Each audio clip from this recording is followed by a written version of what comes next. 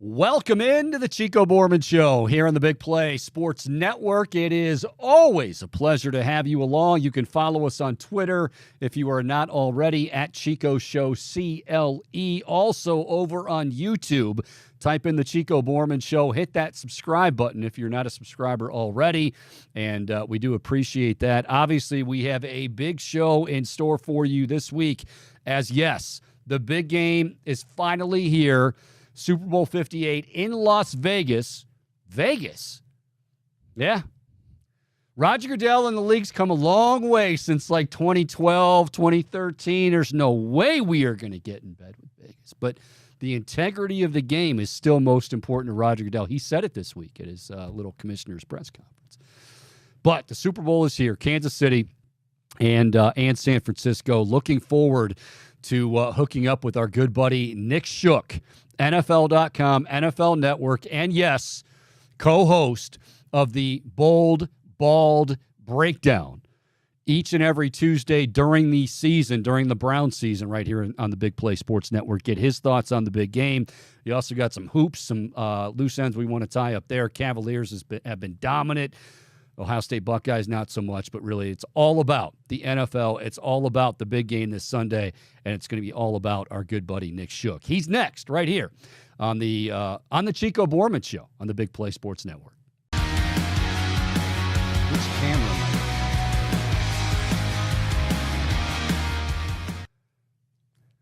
on? All righty, welcome back. It is the Chico Bormann Show, and as promised, we are happy as heck to have the other half of the Bold, Bald Breakdown Show. You know him as Nick Shook.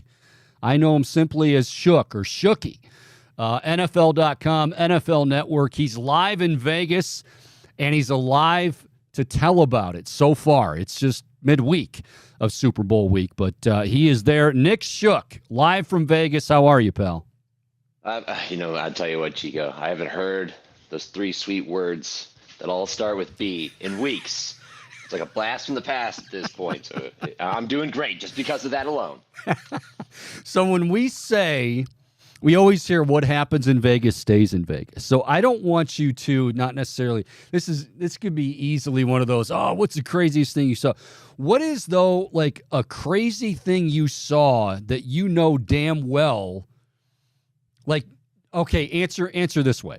Have you seen something, witnessed something that you absolutely could not tell on the air, but you definitely have definitely seen something crazy already out in Vegas? Oh, yeah. At least a few things. Okay. Pretty much once every night, but they vary in what category they fall in. But, yeah, for sure. Oh, man, whet the appetite. Man, I wish this was Chico After Dark. All right. Nick Shook, again, joining us from Vegas as the Super Bowl gets ready this Sunday as the Kansas City Chiefs take on the San Francisco 49ers. All right, before we get to the game itself, and breaking it down, Nick, I haven't had a chance to go over championship weekend with you. And my first question is, believe it or not, I know everybody else is, Dan Campbell in the fourth down calls, and I get that. My biggest question, my most burning question from those games was, what exactly was Todd Monken's game plan for the Baltimore Ravens in that AFC Championship game? It's been almost 2 weeks since that game was played. The dust has settled, and nobody knows just how he did everything in his power to make his offense and his quarterback as uncomfortable as possible from essentially the first drive of the game.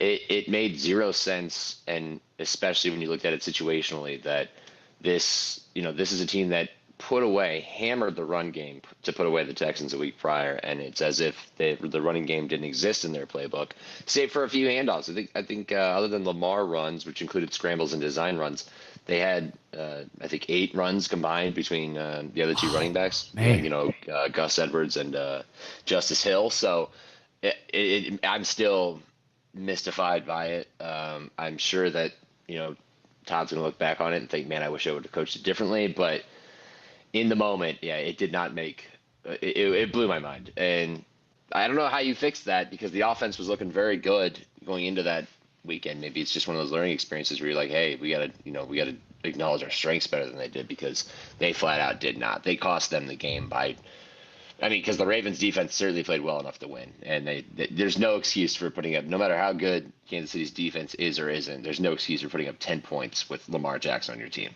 Yeah, I was just going to say Spagnuolo and that defense, and we'll get more into him as we look to this to the Super Bowl game. But he's great, and they have been great all year long. But it's like Baltimore didn't do any favors, and you mentioned the run game, and I guess that's tried and true for how long now. That has been Baltimore's calling card, and not only that, but in like this time of the year, you thought, well, okay, now with Todd Monken.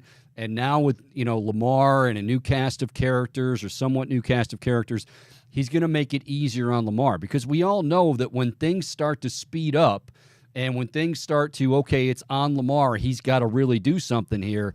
That's where he struggles or has struggled. And it's like Monken, I mean, the game never got out of hand. So it wasn't like they were in a position from a deficit standpoint. It's just Monken, I don't know, just decided to make life miserable on top of Steve Spagnuolo making life miserable for him. Yeah, I think what we saw, hiring Todd Monken was the course correction attempt on the part of John Harbaugh away from Greg Roman and away from the offense that had become stale and predictable and was run first, and all then, put Lamar at risk for injury, theoretically speaking, but not actually, because he suffered his injuries on passes, dropbacks in the pocket. But there was an active attempt to correct course by hiring Todd Monken. They wanted to be able to throw the ball much better than they had. Their passing offense had been, subpar throughout Lamar's career until this season, and it actually worked to a degree. It worked, in the back half of the season as the Ravens captured the hearts and minds of everybody in the NFL as the favorite and the darling and everything else. But the problem is that sometimes you can overcorrect a little bit, and I think that you can see it in the details of how Lamar plays the position, because there's been a few times where he's had open field and he's a tick or two late to actually get out of the pocket, like a beat or two late before he gets out of the pocket and takes off. And there were opportunities in that game to do that, including the play in which he was strip sacked by Charles Omenihu. And that's not something that I see as something that he would naturally do. I think it's something that's been emphasized to him over and over again, is to stay in the pocket and wait for the routes to develop and the play to come open. And that, I think, handcuffs him sometimes. And when you're passing the ball that much and Kansas City kind of gets an idea of it, eventually, they were rushing 3 and just dropping 8 in coverage on multiple possessions in a one-score game in the fourth quarter. And my favorite rule is never rush 3. Always get 4, because 3-man rushes rarely ever work. And yet Lamar wasn't able to take off. It just feels like he and Todd Monken were enjoying the passing game so much that it ended up coming back to bite them, which starts with the offensive coordinator. But I also think that the offensive coordinator's focus on being able to expand the passing game probably hurt them at the wrong time too. He's Nick Shook, NFL.com and the NFL Network. Follow him on Twitter at the Nick Shook, also with Around the NFL, award-winning show, by the way. Should point that out. Real quick on the NFC side of things, between Detroit and San Francisco, I think it's easy to just say, well, you know what? Detroit choked it away, and in particular, Dan Campbell and those ridiculous decisions. Is it that simple, and what side of the equation do you fall on in terms of Dan Campbell and the risk-taking? I think if you got there by being aggressive, then you stick to what you do. You can always talk about situational decision making, but they were not guaranteed to make the field goal that everybody was complaining about. Take the points. Their kicking situation was bad. It's been bad for most of the year, and statistically, I think his conversion percentage on kicks outside of 45 were bad. It's pretty poor. So, they used to call him the Money Badger, Michael Badgley, the kicker. They do not call him that anymore, and for good reason, because he's not money. And so to think that you should just take the points with a guy who doesn't convert field goals at a high rate and has bounced around the league a few times because of that, I think it's short-sighted. You can't ever guarantee that kick's going to go in. We've seen missed field goals in almost every playoff game this postseason. So that's my first issue with it. I think that's my first issue with the discourse. I think that if you got there by being aggressive, maybe sometimes stubbornly so and stupidly so in some opinions, you got to continue to do that. I think it was one of the possessions I felt like they, maybe should have reconsidered, but you got to convert more than anything. They had opportunities, and it wasn't just about those fourth down attempts. It was about dropping an open pass when a concept works on third down when you're trying to stop the overwhelming wave of momentum that the 49ers were riding in the second half, and Josh Reynolds drops it. And he dropped another one, unfortunately, in a different situation. And not giving Goff, a check down option on fourth down. And when he's pressured, he tries to run to his right and throw across his body to Amon-Ra St. Brown, and it falls short. It was just the details. It was the execution that they did not do the right thing on. So everybody likes to boil it down to, that was a dumb coaching decision, this and that. The dumbest decision they made was running the ball in the 3rd and goal. When they had to burn a timeout to stop the clock. That was the dumbest decision of the entire game. And that got talked about in day 2 of the aftermath, the discourse in the aftermath. But everybody wanted to focus on something that's simple to understand, which is going forward on fourth down. But if you understand the Lions, you knew that was part of their identity all year. So I have no issue with that. All right, so championship weekend is in the books. It's now time to focus on the big game coming up Sunday, Super Bowl 58, between the San Francisco 49ers and the Kansas City Chiefs. We're going to take a quick break. When we come back, a quick look at the game. Not a quick look, an in-depth look with our buddy Nick Shook, NFL.com and the NFL Network. More of the Chico Bormann Show to come right here on the Big Play Sports Network. Welcome back, Chico Bormann Show, as we get set for the big game coming up on Sunday, Super Bowl 58 from Vegas. I remember when the NFL said there was no way they were ever going to get in bed with Vegas, and wow. But we won't touch on that with Nick because, that's kind of one of those touchy subjects there. So we'll just focus on the big game coming up Sunday, Kansas City and San Francisco. Nick, first glance, I think we look at it and you say San Francisco's favored. I don't think that's any big surprise. I think it started at 5. Now, the last I saw, according to our buddies at Tipico, it was -2. I think that's fair. I also think it's fair, a lot of what I'm hearing, and I'm sure what you're hearing is, well, San Francisco might be favored, but woe is you if you're going to bet against Andy Reid, Patrick Mahomes, and Travis Kelce. What do you think? Yeah, I mean, I picked the Chiefs to win by 4, and it's just a matter of trust, confidence in, the main actors in this game. I looked at the Chiefs' defense, and I felt that's probably the unit I'm most confident in of anybody on either team. So if I assign them confidence points 1 to 5, the Chiefs' defense is getting 5. The Niners' defense is getting 2.5, 3. I'll put 3.5 in Patrick Mahomes and the rest of the offense. And most of the work being done there is Patrick Mahomes.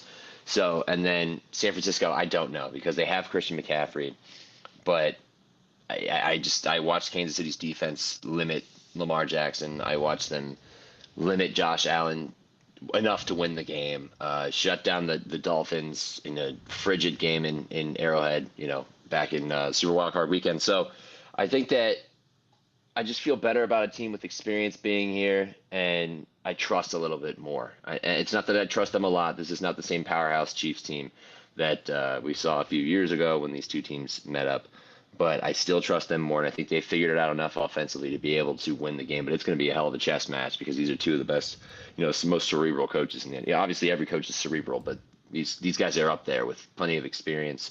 Kyle Shanahan going back to when he was a kid and just tailing his dad when he was with the Broncos. So this is not a lights are too bright moment for either of these guys, but I'm going to trust Andy Reid and the Chiefs. Well, I'll tell you what, that's a great point that I don't think has been talked about enough. Maybe it will as we get closer to Sunday, but the coaching matchup here is phenomenal as well.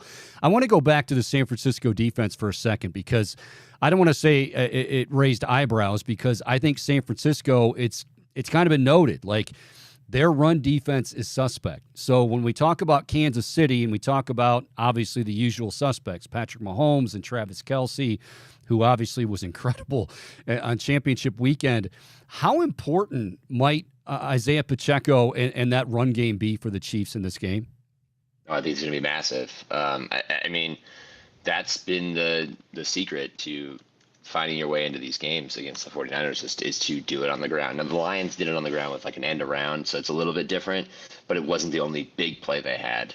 And you could look back at that game and think, the Lions very well should have won that game. You could say the same thing about the Packers game when Aaron Jones had a great day there too. So if they could get a 93 to 100-yard game out of Isaiah Pacheco and a trip to the end zone, and then they find some other way to make up another 70 yards on the ground, maybe 50 yards on the ground. If you can get 150 as a team rushing, that takes a big load off of Patrick Mahomes and balances out your offense. But I think that the run defense is a massive concern for the Niners. And the problem with that too, and I dealt with this yesterday, watching some of these guys answer these questions, is there's been an effort issue, and the Niners are not running from that. They're not shying away from that, but there's been an effort issue that they have to address, and it kind of blows my mind that you're going to take a few plays off in a playoff game to the point that people actually have to talk about it.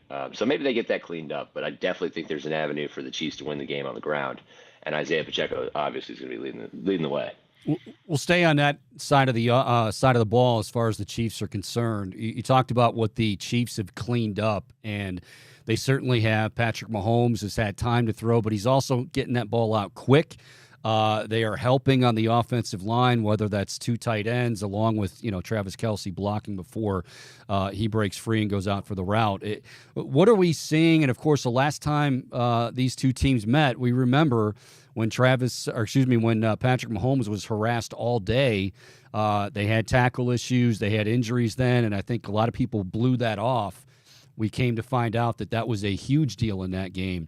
How important is this, and why has that been such a huge focus for the Chiefs of late in terms of helping out that offensive line? Oh, it's the number one. I mean, if you want to trace it back, let's go back to Super Bowl 55 when they got dominated by the Buccaneers, because they had two backup tackles in that game. And Mike Remmers and I think it was Nick Allegretti was playing the other one, and they got absolutely cooked around the edge by Tampa's edge rushing group, and Mahomes had no shot. He was running for his life. I think he scrambled for over a mile of total distance in that game, according to Next Gen Stats back in that game, because he was just constantly on the run. And that was a slightly different appearing offense for the Chiefs too. Their strengths were more in the passing game than the running game, but so I think that they said, hey, we don't want to be in that position again. I'm not 100% confident in this group that they have now, but it is better than the one that they rolled into that Super Bowl with. It is interesting though that you've seen them just rotate tackles. Like they've had a different starting left tackle in each of their Super Bowls that they've been in. It was like Eric Fisher. That was the Eric Fisher year. I can't remember if he was healthy or not for that game. And then it was we had Remmers last in Super Bowl 55, and then last year you had Orlando Brown at left tackle. And now you have Donovan Smith. So it just continues. They continue to find ways to patch those holes when they have limited amount of money, because so much money is going to their quarterback and other players. They're fantastic at turning over that roster and finding quality players, and it's been a big help to them. But I think more than anything, you can see it in the style of the way they play offense. Patrick Mahomes, his best numbers are in passes of air yards under 10. This is not the deep shot Chiefs they used to be. That's just not who they are. But the good thing is if you can protect him outside of 2.5 seconds, especially, he's going to make you pay. And, there's no better example of that than when they played Baltimore and him and Travis Kelce were just pulling off near miraculous completions, especially on 3rd down, 4th down. Mahomes is back there for 8.5 seconds, and Kelce's just running the route amounts to like a 2-year-old just writing squiggly lines on a chalkboard or something, or a crayon on a restaurant paper menu, the kids menu, that type of thing. Like he ran My Notebook. It's like My Notebook, yeah. Yeah, well, no, you actually have legible handwriting. This is a straight up kids menu scribble route that he ran, and ends up catching it, and that's because the magic of Mahomes and Kelce. So if you give him time to do that, that's going to be a problem that you can't get away with. And I think the Niners know that. I mean, that's the team I've been spending the most time with this week. Is it's basically 2 plays in one, but I've heard that before. I've heard that about multiple quarterbacks. It's about getting the job done. So we'll see if they can do it. A long, winding, and sometimes crazy season coming to an end this Sunday as Super Bowl 58 takes place in Vegas between the Kansas City Chiefs and the San Francisco 49ers, visiting with our good buddy Nick Shook, of course, co-host of the Bold Bald Breakdown, of course, with NFL.com and the NFL Network. Catch him on Twitter at the Nick Shook. All right. So let's go to the other side. Let's talk about San Francisco on the offensive side of the ball. And here's what I've come up with, Nick. And is Brock Purdy. You and I have had plenty of discussions about him on the BBB this year. And I feel like if the term game manager had never been invented, I don't know where it was born, who threw it out first. I'd love to know that, actually. But if it wasn't out there, I feel like we wouldn't have whatever debate we have going right now as far as Brock Purdy, right or wrong? I'm trying to trace the lineage back. And the first one I can think about was probably Trent Dilfer with the Ravens, maybe. I felt like Brad Johnson, but he actually put up pretty good numbers over his career, at least for his era. Don't you want to know who, though? Who was the first person to utter the words game manager? I'd love to know. Who was the first person to slice bread? I don't know. But yes, I would. A guy named Wonder, that. I think. Not Stevie. Wow, how convenient, right? He's going to go start a company and make millions. Game manager itself is annoying. I was really glad Kyle Shanahan talked about this at length on Monday night. Made my job easier to turn around a post for it. But there's some truth to it. As much as I hate it, there are some truths to the idea of a game manager. But the thing is I think at a base level, a quarterback has to be a game manager. If you can't manage the game, then you aren't cut out to play the position. Exactly.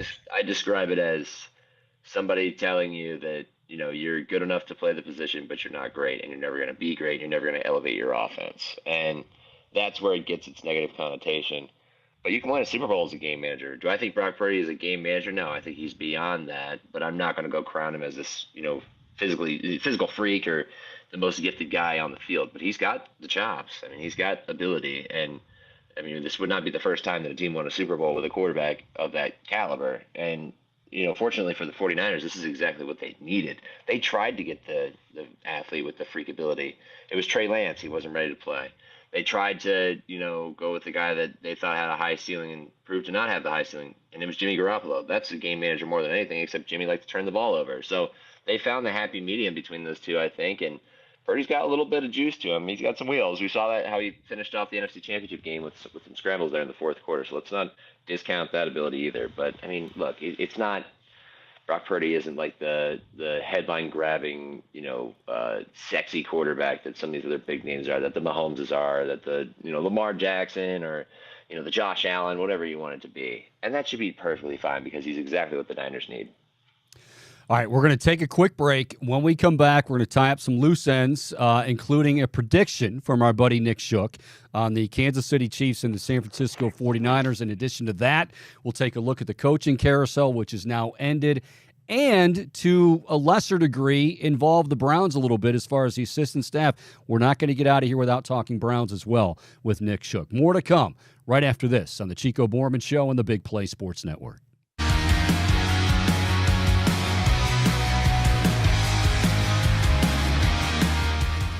And we are back here on the Chico Bormann Show and getting set for Sunday's big showdown in Vegas between the San Francisco 49ers, Kyle Shanahan, Andy Reid, and the Kansas City Chiefs. Should be a dandy of a matchup.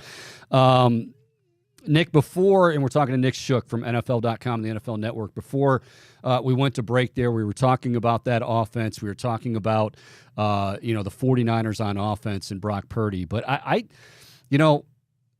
if Christian McCaffrey, if ever, and I think we talked about this as far as the MVP discussion this year, if ever a superstar can be underrated, I feel like Christian McCaffrey can be, and I feel like Sunday might be, oh my gosh, okay, we all knew he was great, but this guy is superstar elite. What do you think? Yeah, I feel like I was kind of the bad guy because I wasn't as convinced about Lamar winning MVP as everybody else because I just thought McCaffrey had an incredible year. and it was kind of getting overlooked because of Brock Purdy's story, and whatever, however else you want to go about it.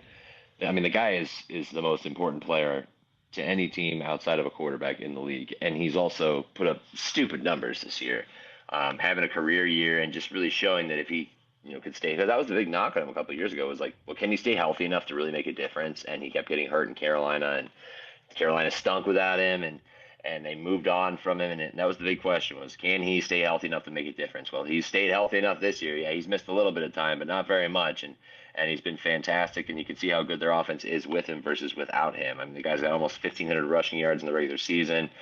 He's added another, I think another few hundred receiving yards. We're in the 500s there. I mean, we're looking at 2,000 all-purpose yards, right?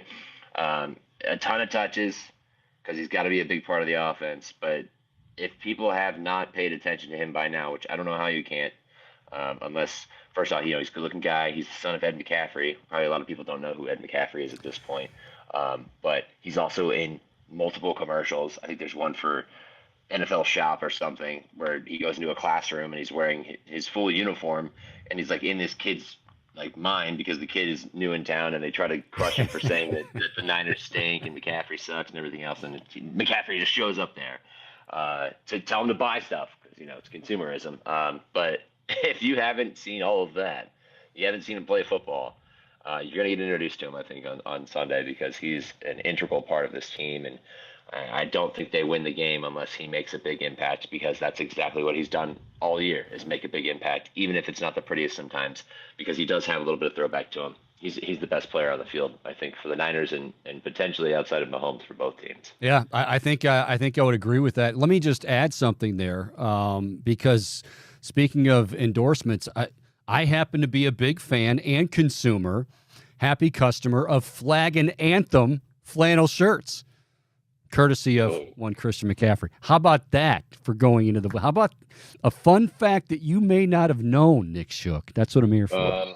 Well, look, you got good wardrobe choices. I've always been impressed by it. I've got – when we did our bold ball breakdown, I went in a little bit different fashion direction because I was only there for an hour and you were the adult in the room. I was the kid, I guess, right? So, I kind of dressed accordingly. But that's not to say you're wearing dad shirts. You've got classy shirts, and that's because you're shopping from a classy guy in Christian McCaffrey. God bless you for taking the high road. Nick Shook joining us here, NFL.com and the NFL Network, also co-host of the Bold Ball Breakdown here on the Big Play Sports Network. All right. By the way, you mentioned Ed McCaffrey. I'm glad you did. Ed McCaffrey, for all you kids out there, he was... And you wrote a great column on this about Kyle Shanahan kind of reflecting on the upbringing, not only knowing from his dad, Mike, and the Broncos coaching Ed McCaffrey, but then seeing Christian grow up. But Ed McCaffrey was a staple on many a Chico Bormann fantasy football team back in the day.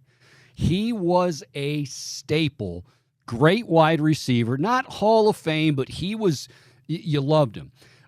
So I encourage all of you to check that out. But in terms of Kyle Shanahan and in terms of this great coaching matchup, Kyle Shanahan, Andy Reid, when we look at predictions, when we look at, I know you already said by 4 that you like the Kansas City Chiefs. I'll be honest with you, I'm a little disappointed because you wrote an article about the kickers and Jake Moody specifically, and I thought you would absolutely have it be a 3-point game. I think you said 4, but ultimately, what is that prediction coming from Nick Shook, NFL.com and the NFL Network? A kicker can still play a big role in a 4-point game. Let's not move past that, right? I also sent that pick in a week ago before I considered any of my content ideas. And let's just say the Jake Moody thing just came to me while I was at opening night and I saw him and I was like, all right, time to come up with a storyline here and talk to him. And that's what he told me. So sometimes, you just roll with the punches. But I got to say, I got to point out to the listeners and the viewers, when Ed McCaffrey was tearing it up for your fantasy team, you used an abacus to count your points, right? I still have the same notebook that I used back then. That's what we used for the bold ball breakdown. Yeah. Yeah. Okay. I was just making sure. I just want to make sure because that was back in the day. But no, I don't think. I mean, it would be interesting to see it come down to a field goal. It did come down to a field goal last year. One of the better Super Bowls, if not the best Super Bowl we've ever watched in terms of competition, just going back and forth. it kind of ended on a sour note because the penalty, the holding call, ended up giving the Chiefs the opportunity to run the clock out and kick the game-winning field goal. But it was a chip shot. You really want some intensity. You want something from far away. But I picked the Chiefs by 4 because I feel like we're going to see a back-and-forth, ebb-and-flow type of game where their experience and the way that they've been battle-tested. Now, the Niners have been battle-tested this year in the playoffs, but it's a little bit different once you get to the Super Bowl. The Chiefs, very significant experience will propel them to a fourth quarter go-ahead touchdown, and that's why they win by 4. I had 27-23 was my prediction, so you're looking at a 23-20 situation in the fourth quarter, and Mahomes and Reed cook up a miracle again, or they cook up some real thrilling magic in the fourth quarter. Maybe he scrambles on a bum ankle for 40 yards like he did last year, and just leaves me sitting there wondering, I thought this guy's ankle was hurt. How is he running like this? And they win. They take it with a fourth quarter score, and that's how I came to that final. All right. Final thing before we let you go again. Nick Shook, NFL.com and the NFL Network. He is live in Vegas getting set for Super Bowl 58 coming up this Sunday, the Chiefs and the Niners. Real quick on the coaching carousel, without going through each and every last one, was there one that really surprised you in terms of a particular hire? And then also, I said before, I wasn't really surprised that because Dallas and Philly decided to stay with their respective coaches, I wasn't surprised that Bill Belichick was kind of left on the outside looking in. Your thoughts on all of that? I didn't have a big, let me think, surprises. I was surprised that the Seahawks moved on from Pete Carroll. I was not surprised by who they chose to replace him necessarily. Good pick. I think that's a great choice. Yeah, the only surprise on that to me was, like, I know of Mike Macdonald. I obviously know what he did defensively with the Ravens this year and what he did at Michigan, but I didn't realize that people were paying that close attention to it. Like, I thought I was just like, this dude's doing a great job, and a year from now he's probably going to be a head coach. I didn't realize it was actually going to turn around that quickly, and I think the lack of big name candidates in the pool probably assisted that, him getting to that point. But I do think it's a great hire. It's so funny, you sit there and watch John Schneider in that intro presser where he just looks over and like smiles at Mike Macdonald, and he was just like, "This is it right here. This is the future." Yeah. Like they essentially replaced Pete Carroll with Pete Carroll, but half his age, and maybe not quite as like enthusiastic, outwardly as Carroll is. But otherwise, I mean, Macdonald's 36, Pete Carroll's 72. It's legitimately, right down the middle. So it's a good way to reset for them, I guess. That was probably the big surprise for me. Otherwise, mostly expected stuff. Arthur Smith gets fired. Bill Belichick and the Patriots part ways. Not surprised that Belichick didn't get a job anywhere. I don't think teams want to give him that type of control, especially at his age. They don't want to invest in somebody who may not be there in 5 years. I was glad to finally see Jim Harbaugh make the leap to the NFL as an Ohio State fan. And he also pulled a Pete Carroll, because we'll see what happens if they end up getting any sanctions in Michigan, if the NCAA still has any teeth, which we don't really know if they do at this point. So I don't know. There probably wasn't a big shocker of a head coaching hire. I have very much enjoyed how Harbaugh's filled out his staff by going out and getting guys like Jesse Minter, who I thought was the secret weapon for Michigan last year as a defensive coordinator. His defense was phenomenal. Obviously, they had a lot of talent, but he really dialed up a lot of great defenses in their run to the national championship. So I think that's a big get for them there. I was a little surprised they hired Greg Roman. I was a little surprised because, historically speaking, Harbaugh and Roman go back to Stanford and the Niners and everything else, but Roman is a runner. Like, he loves to turn that offense into what we saw with Baltimore with Lamar Jackson, what we saw with Colin Kaepernick with San Francisco. That's just his style, and that's not Justin Herbert's style. So I'm very curious to see how they work together and adjust to each other's strengths, because you cannot run Herbert like you run Lamar or guys like Kaepernick, just because. I mean, he can run, but you don't want to do that. His greatest strength is his arm. So that's probably the biggest shocker there. All right, 45 seconds or less. Quick thought on Ken Dorsey as the new OC. It'll be interesting because he, left not in disgrace, but I think he was holding the Bills' offense back. Didn't want to run the ball that much. Interesting to see how he uses the Browns running back, stable and how they offensively, how they work with Kevin Stefanski and everything else. We're going to see how all that works, right? I'm more upset about Bill Callahan. because that was the Browns' secret weapon on the offensive side. That's what I'm worried about, whether they can bounce back without Bill Callahan. Funny you say that too, because just in closing, you said you were kind of surprised about Mike Macdonald, not in terms of him not deserving it, just not being talked about. I was surprised that Brian Callahan. I didn't expect Brian Callahan, not that he's not deserving again. I was kind of surprised that he got the nod, and then, of course, his dad, Bill, going along with him to Tennessee. Nick, we appreciate the time, man. I know you got plenty to keep you busy out there, work-related, of course. And as always, we appreciate your fine work at Nick Shook, at the Nick Shook. And catch him, of course, on NFL.com, the NFL Network. Thank you, pal. Yes, that's exactly what I'm doing. I'm working. I'm going to be out at Niners today and tomorrow, and I'm working on stuff right now. So working, exactly. This is a work trip. Thanks, man. I appreciate it. All right, you're the best. That's Nick Shook, NFL.com. We'll come back, wrap it up here on the Chico Bormann Show right here on the Big Play Sports Network.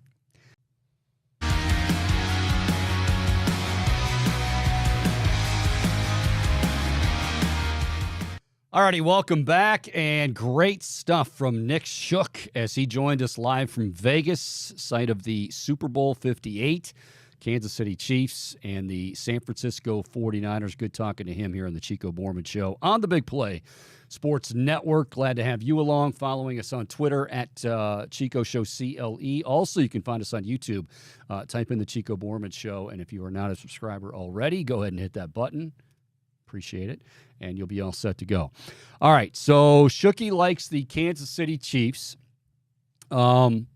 I'm kind of falling into that category, and I know it's kind of been the popular refrain, but I'm falling into that category that many are, which is San Francisco is favored.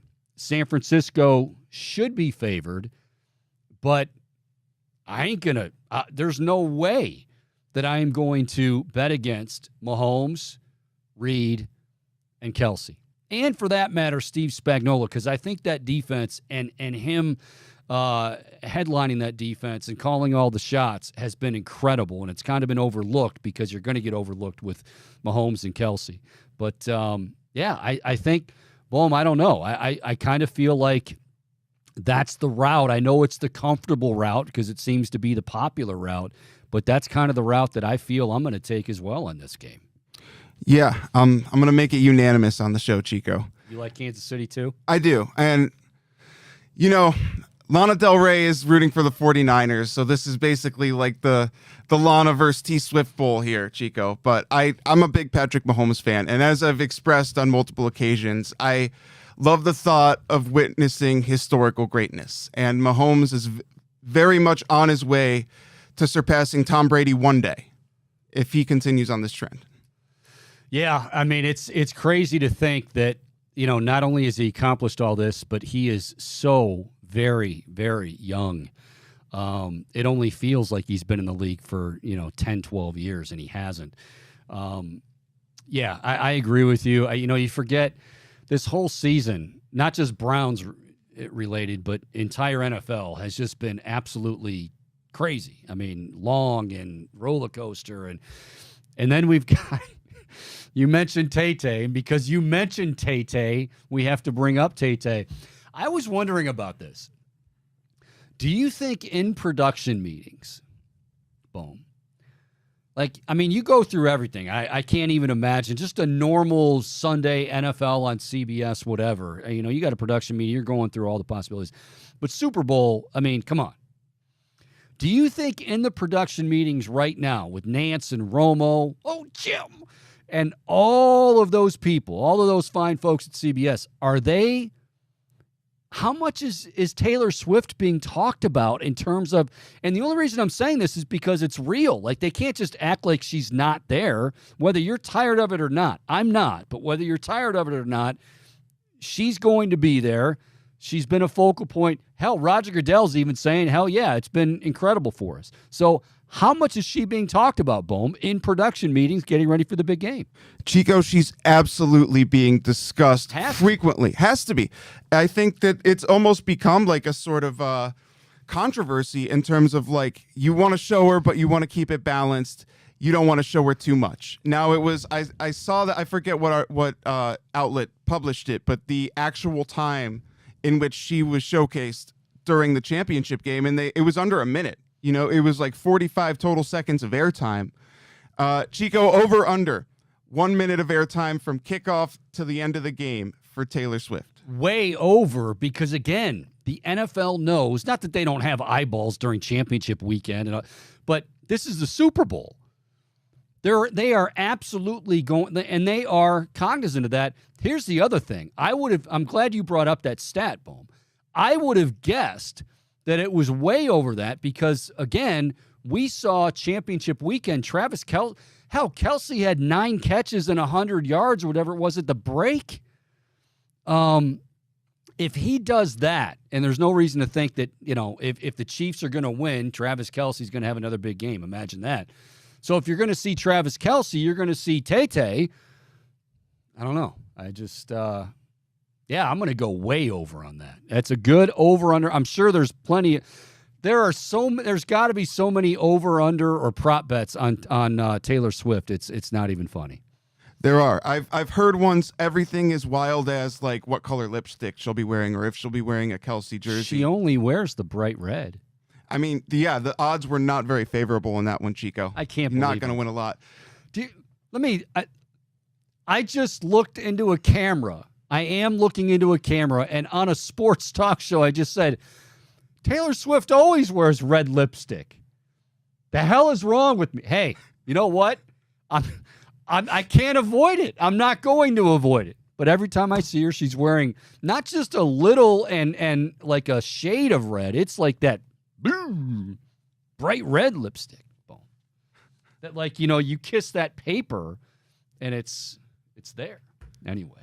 All right. Yeah, I like the Chiefs as well. So, San Francisco fans got to be feeling well. I will say this. I think the Christian McCaffrey aspect is real. That dude he's pretty special. They're not going to forget about him like the way the Baltimore Ravens forgot about their running game. Yeah, I know they don't have a Christian McCaffrey, but still, I think it's going to be a great game. Looking forward to it, and we'll see what happens. But it is so many storylines, it's going to be crazy. We'll come back. We'll wrap this puppy up. It is the Chico Bormann Show. More to come right here on the Big Play Sports Network.